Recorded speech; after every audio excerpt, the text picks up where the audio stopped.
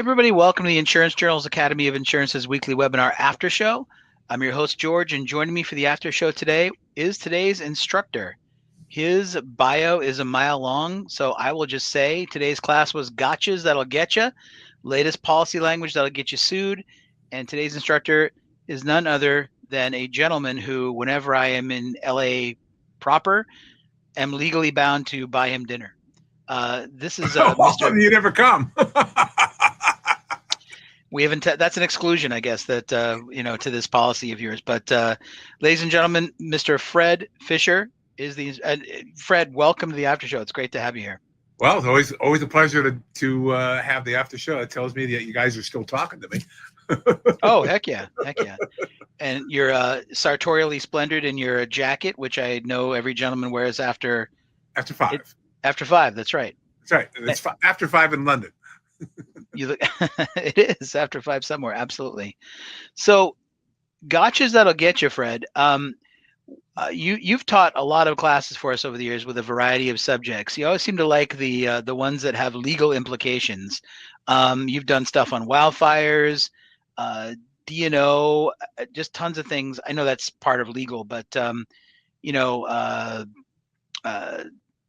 name changes, extended reporting, specialty lines, coverage. What draws you to gotchas that'll get you? Like, is it how organic the subject seems because there's all kinds of new cases to follow, or what is the appeal of this subject to you, this topic?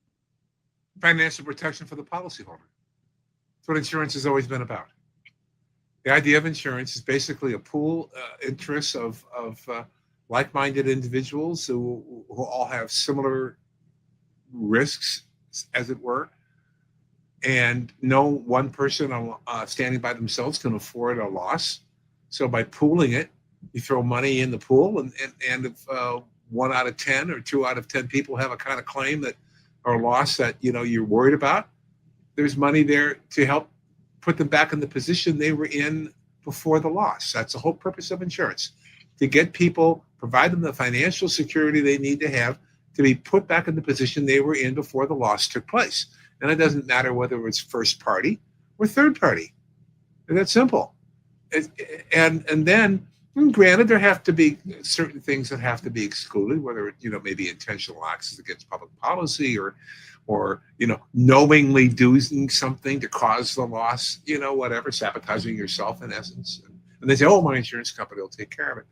But, absent those types of things, you've got this industry that is focused on providing the financial capital they need to get back in the position they were in before the loss. That simple. And it's gotten awfully complicated. When I first got into this business, a business only needed 5 types of policies, just 5. Now they need as many as 15 or 16 or 17 policies because of hazards that exist now that didn't exist in 1975. Who was worried about crypto theft in 1975? Who was worried about cyber liability in 1975? Nobody. Those are all new products that became necessary because of new technology. But new products also came about because of case decisions. When the industry finally was successful in convincing the courts that there's no occurrence when you harass somebody, there's no occurrence when you negligently fire or intentionally fire somebody wrongfully, or discriminate against somebody or harass somebody, because there's no occurrence there. That's not an accident. You can't do that negligently. It has to be intentional. So when that case came down, guess what happened? I really gave birth to the employment practice industry. The same with environmental. When the Montrose decision came down and the rule that general liability policies didn't exclude it, so it's covered. What did they do? They put in new exclusions so they wouldn't have to cover environmental. But then you gave birth to a whole new industry, the environmental liability industry. And the same with director and officer liability coverage, and for private companies and private business entities, now called management liability, more common. But the point of that is, the insurance industry, is supposed to be an organization that pays things because somebody suffered a loss that is the subject of the policy. And that's becoming less and less true. They say that, I love it, how many times a day do we see new MGAs and new companies coming out with a new product? And it's, oh yeah, and the list of benefits is a mile long. And one of the ones you see most commonly is broad definition of wrongful act. Well, fine, it may be very broad, but when you look at the entire policy and look at the absolute exclusions and other exclusionary language, suddenly this broad definition of wrongful act is meaningless because now it only covers a few things. Gotcha. And you've got lawyers, as I pointed out in the seminar, you've got lawyers that are writing articles, extolling the usage of absolute exclusions, extolling the usage of writing, policies that are highly restrictive, coming up with language to help you avoid paying claims and reduce costs. Well, why buy insurance if that's the case? Right. You want what? You want the placebo effect? I've got a policy, I'm covered. For what? And then when you add to it, the claim department's no longer as much investigate claims, boots on the ground. Now they're evaluating. Speaking of directors and officers, Fred, we had a question that we couldn't get to. It was like right at the end. Somebody left it in the chat. They were wondering if you could expand on D&O and E&O in relation to supervisors. And my question to you about D&O and E&O is, you mentioned that there might be coverage gaps between D&O and E&O. And what are they, and how can we narrow those down? The big one is supervision. And even a decently sized bank might be involved in wealth management. So they're looking for people who, are worth, or companies that are worth, in excess of a couple of $1 million. And some of these banks, unfortunately, have gotten dragged into Ponzi schemes. But they didn't. The question is whether they knew it was a Ponzi scheme or not. And of course, the allegation being, "Oh, didn't you notice all the money going in and out, so to speak?" And it's like, oh, you're talking thousands of transactions that may appear on their face to be normal, and you're saying we should have flagged that. Right. But bankers have two policies that are very common. Financial services D&O policy and a financial services E&O policy. Now there are some, for non-publicly traded banks or whatever, it's possible that you get one of these policies that has a smorgasbord of coverages and you check off the box, I want them all, or I want some of them. And then so you've got a banker's professional involved in a banker's D&O, and hopefully it got segregated limits for each. And so they do it that way as a package. And if they're publicly traded, then it's a little tighter where they want individual policies. But the bottom line is, what do you do in a situation where you've got a director and officer who's personally named in a Ponzi scheme situation, where you were the guy who was monitoring, the check processing unit, and you should have spotted this activity and said, hey, this is weird. A lot of money going in and the same amount of money going out almost immediately, kind of thing. Right. I don't know that necessarily follows, but that was the allegation. And it turned out that they had the right coverage. They had the banker professional, they had the D&O. The question was, well, all the limits for the E&O was spent in a, it was 15 million settlement, all 15 million limit was gone. But there's still damages. So they said, the allegation now was, oh, well, then we got a professional services exclusion in the D&O policy, and that should have been broader, or it should have been dropped entirely. Now, the absurdity of that argument was the fact that it was the same underwriter who underwrote both. It wasn't two underwriting departments that were segregated. It was one guy who is in the financial services department of this insurance company, and he did the D&O underwriting. He did the E&O underwriting, and they're saying, oh, they had an expert that was saying, oh yeah, we accommodated brokers all the time. Oh, we need that exclusion dropped or made broader. Oh yeah, we'll do it for free. And that was what their expert position was. Are you kidding me? You're going to add $25 million of coverage for free when they had a $15 million E&O limit for, $230,000? And you're going to say, oh yeah, we would have done it. We would have given more coverage for free because that's the kind of people we are. What are you, nuts? But that was the position they took. But so Sure. what I'm getting at is, it is the case decisions that are having a direct impact on whether something is or isn't covered. So they can't be ignored. And I don't actively do legal research. I receive feeds uh, every day from a variety of sources, including insurance journal reports on some of this stuff too, Mhm. or from authors like myself who post this stuff. And so there's a lot of sources for it. And as a result, that's how I stay up to date. I mean, when I saw the Pharmacia decision come down, I fell out of my chair. Are you kidding me? All underlying insurers had to admit liability. Who admits liability? It was crazy. Fred, And I have a then you had couple of that law firm that said, "Oh yeah, hire us. We'll help you write language. It'll help you even more." Well, what's the point? right. No, absolutely, Fred. I've got a couple of maybe they're common sense questions from stemming from the class, but I wanted to ask you. Sure. In the first slide, you were asking about what's a producer to do, and a couple of the things you said a producer has to do is to diligently comply with all statutory and regulatory requirements of the states in which they're licensed. You also had a pro tip slide at the end where you talked about document everything.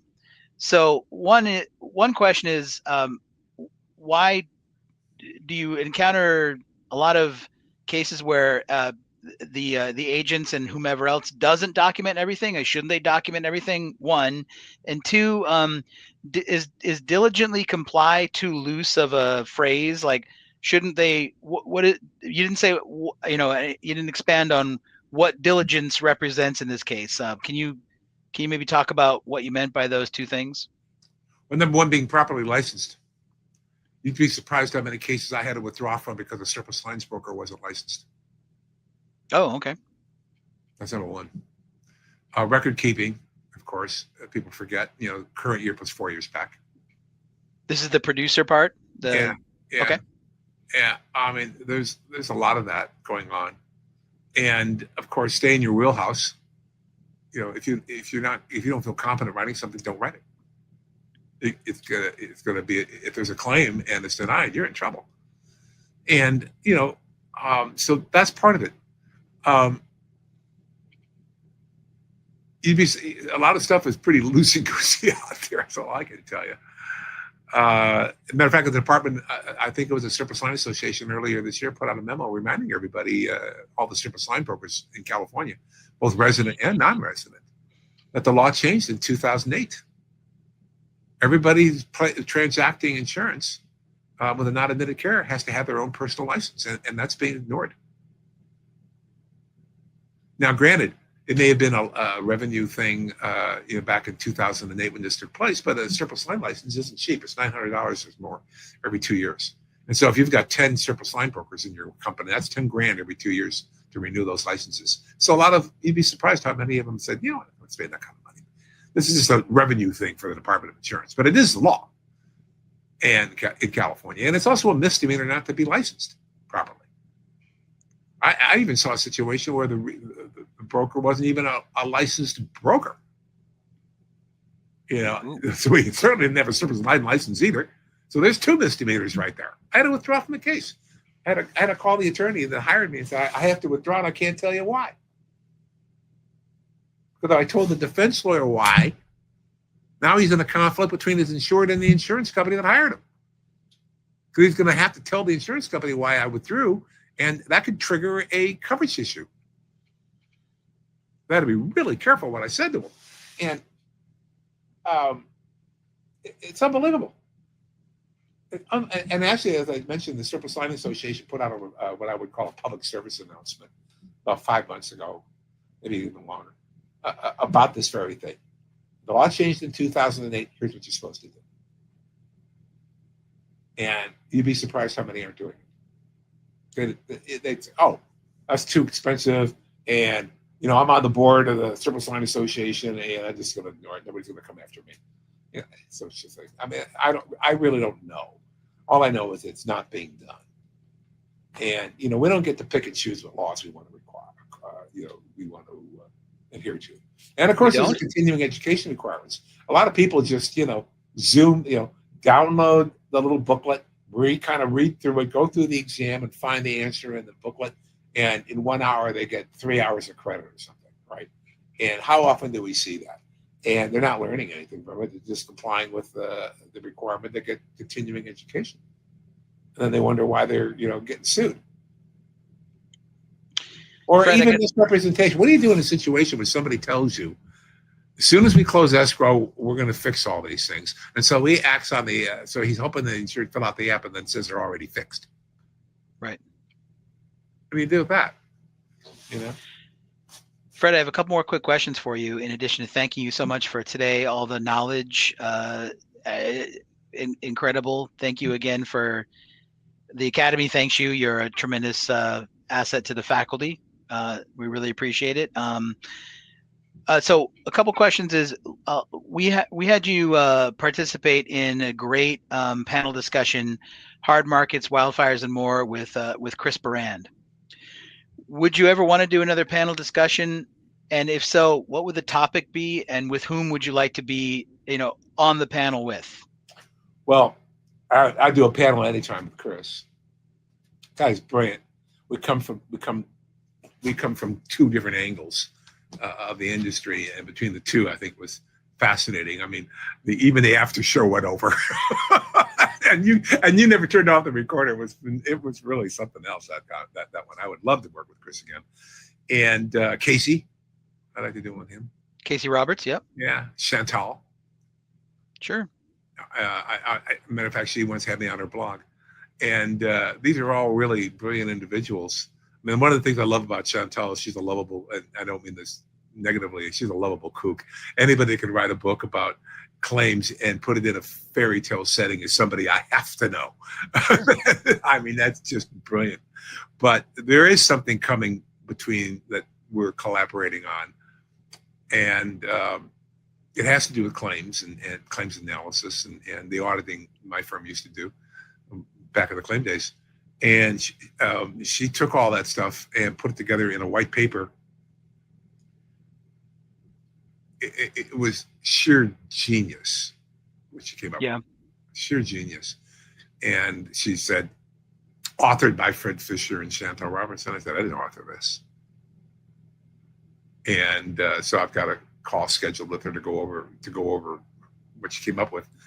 Okay. And I'm going to tell her, I didn't author this. I don't want credit for authorship. I'm going to reword it to say based on data or whatever techniques that Fred Fisher Associates adjusters did in their claim auditing. But the actual white paper was 100% hers. It was sure brilliant, surely brilliant.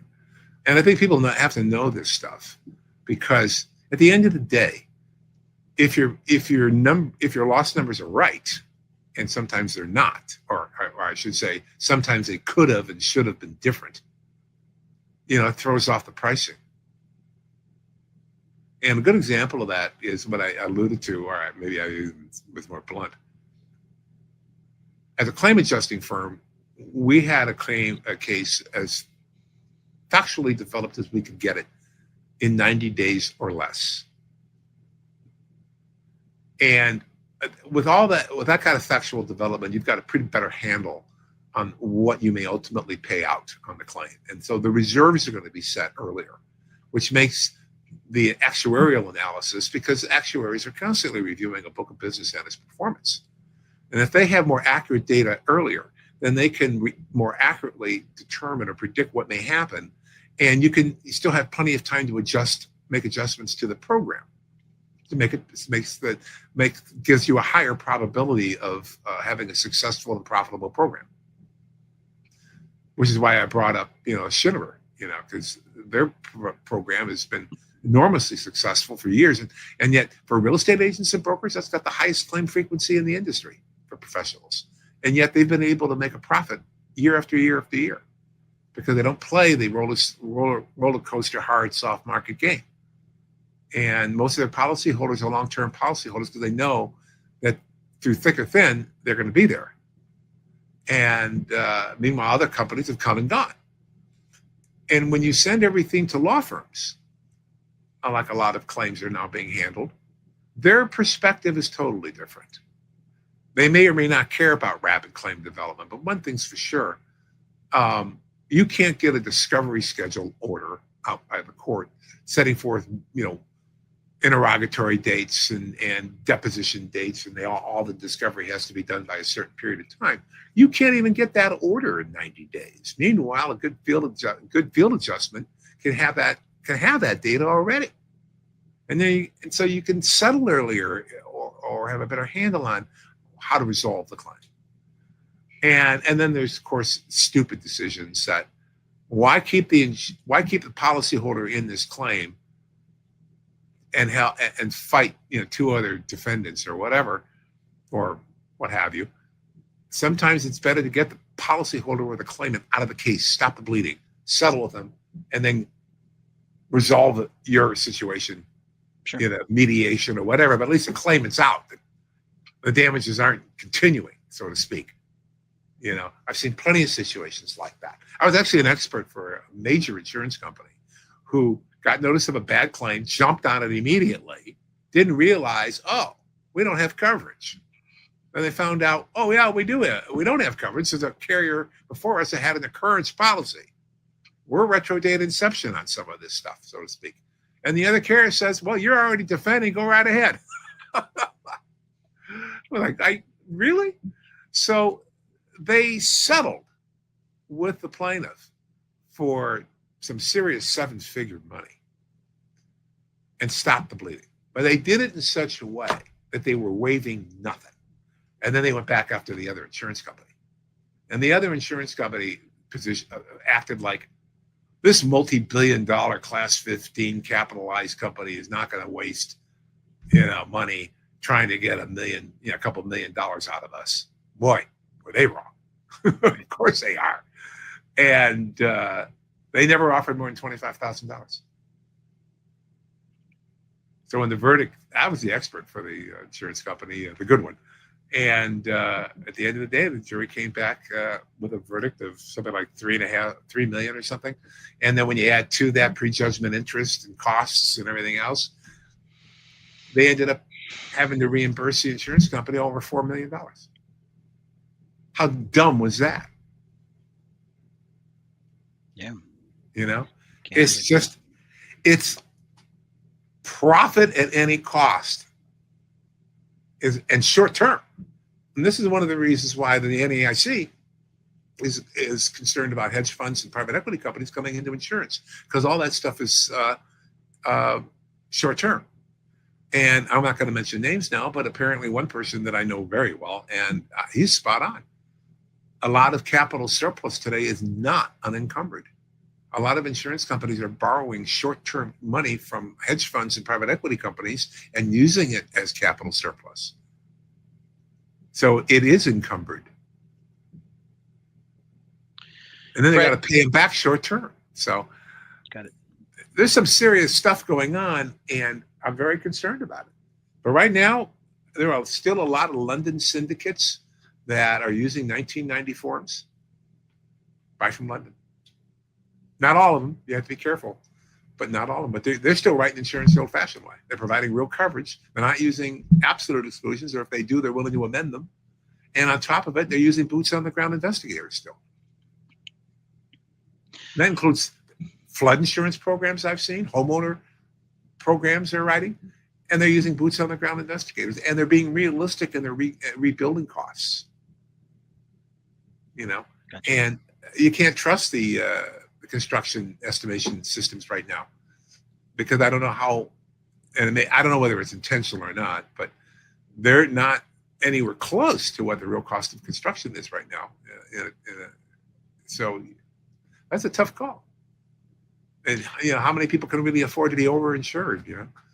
But when I found out my code and ordinance coverage was 10%, and I've got a 75-year-old house, boy, I'll tell you, I called my insurance company, happened to be a direct writer. I said, how high can I go? 10% is nothing. And they said, you can go up to 90. I said, do it. I want 90%.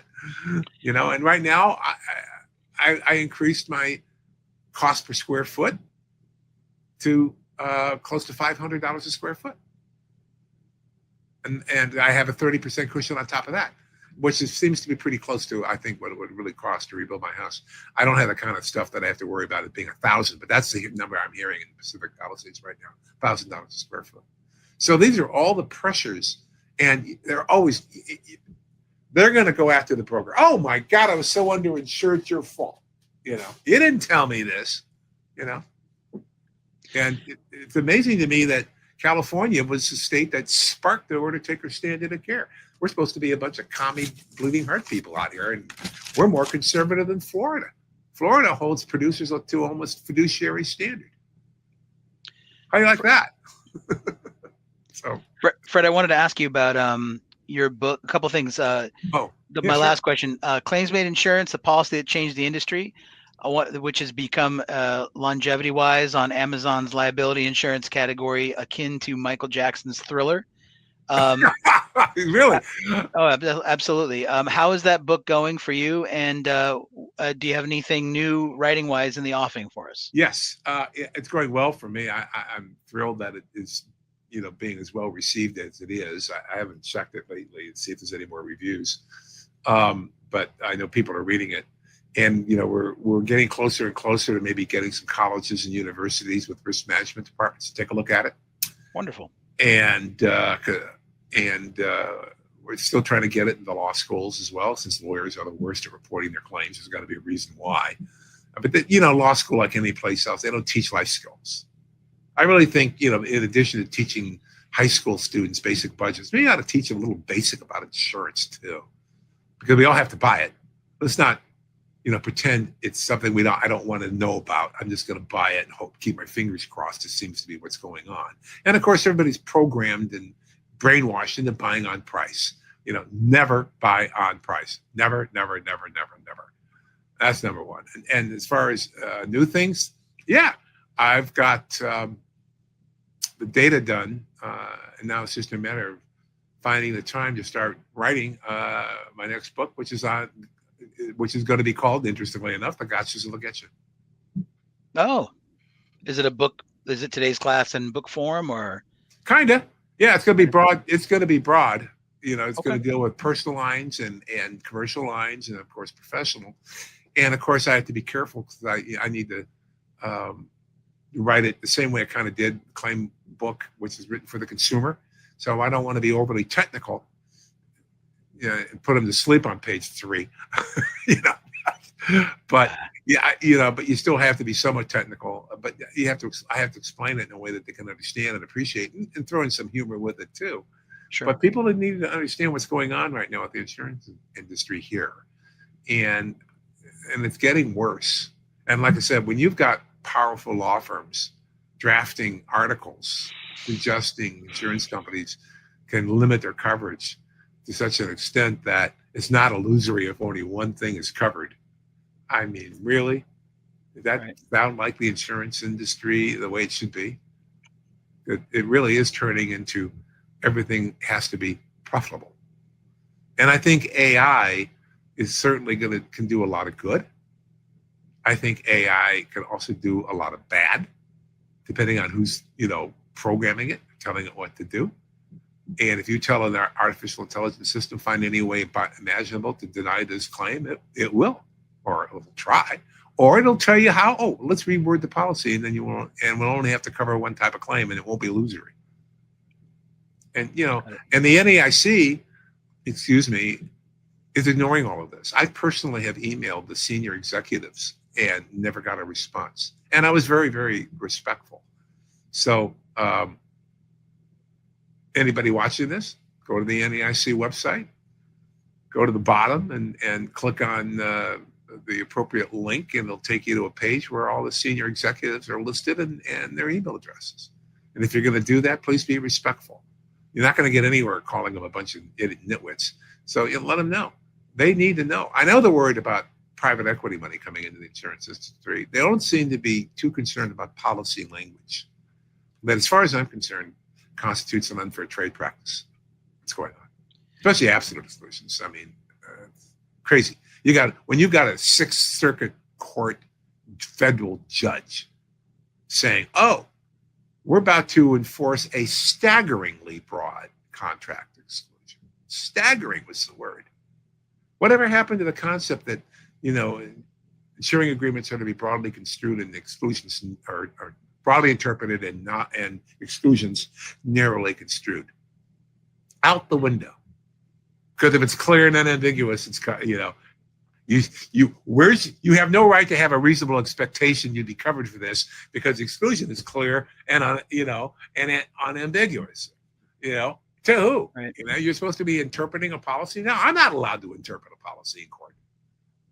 And you expect a homeowner to do that, or a commercial owner? I mean, they have enough trouble running their business to stay up to date with the local regulations on whatever business they're in, and now they got to worry being more knowledgeable about insurance than the person selling it, or even an attorney. You got to really explain that to me. It's like going to your doctor, George. What's wrong with you today, and how would you like me to treat you? Ladies and gentlemen, to supplemental to today's class, essential tips slide. In addition to document everything, don't go to the NAIC website and call them nitwits. I think that's why we do these after shows, to get extra goodness from our speakers. Fred, thank you so much again for your time today. Really appreciate it. The class will be on demand tomorrow, so please check it out. Go to Amazon and check out Fred's book. Stay tuned for more Fred stuff. Fred, we really appreciate everything today. And Chris Barand, if you're out there listening, that's an open invitation for you to do another panel discussion with Fred Fisher. Anybody else you'd like to call out? Chantel, right. Gotcha. I adore her. She is so brilliant, and she is so much fun. Right. And she delivers things in such a wonderful way, and knowledge and advice and experience. I just adore her. She's a wonderful human being and a wonderful professional. Fred, well, you're not so bad yourself. So you're too kind. Fred, thanks so much. The class again today was, excuse me, gotchas that'll get you. Latest policy language that'll get you sued. Fred's new book will be called something similar, so keep an eye out for that. Everybody, go check out the class. It's full of amazing knowledge, and it's join the academy, because you can get more Fred Fisher knowledge and insights with tons of classes that he has already on our site. So, or be cured of insomnia. we all kinds of services we provide. So, on behalf of Fred Fisher, our instructor for today, this is George, your host, saying thanks everybody for coming to the after show, and we will see you next time. Have a great day, everybody. Take care.